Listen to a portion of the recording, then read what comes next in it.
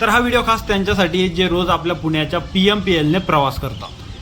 काल 1 जून 2025 पासून आपल्या PMPMLने आपल्याला एक सरप्राईज दिलेला आहे. माहिती आहे की नाही तुम्हाला? नसेल माहीत तर मी सांगतो. काल 1 जून 2025 पासून PMPMLच्या तिकीट दरामध्ये वाढ झालेली आहे. ज्या ठिकाणी तुम्हाला 10 रुपये द्यावे लागायचे आता त्या ठिकाणी तुम्हाला 20 रुपये द्यावे लागतील. ज्या ठिकाणी 20 रुपये द्यावे लागायचे त्या ठिकाणी आता 40 रुपये द्यावे लागतील. तर ही फक्त नाममात्र वाढ आहे असं PMPML सांगतं. त्यांच्या ऑफिशियल वेबसाईटवर त्यांनी टाकलेलं आहे की आम्ही 1 जूनपासून नाममात्र वाढ करतो तिकीट दरामध्ये. पण ही नाममात्र वाढ आहे का?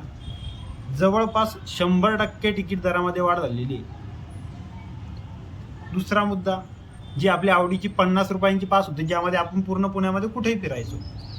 सर्वसामान्य नागरिकांना परवडणारी एक चांगली पास होती, चांगली सुविधा होती.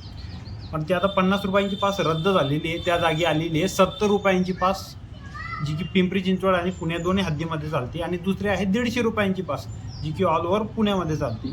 तर अशा नवीन स्कीम आलेल्या आहेत. तर भाई ही जी तिकीट वाढ, जी दरवाढ झालेली आहे त्यामध्ये सर्वसामान्याचा भाई कुठंच विचार झालेला नाही आहे. ज्यांना कमी पगार आहे.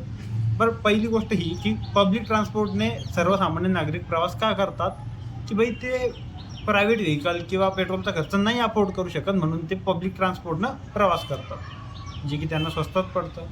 आणि त्यात जर तुम्ही एवढी दरवाढ करत असता, नाममात्र म्हणजे 4-5 रुपयापर्यंत ठीक होती, पण एवढी वाढ केल्यावर सर्वसामान्य नागरिकांना करायचं काय? हा सगळ्यात मोठा प्रश्न आहे.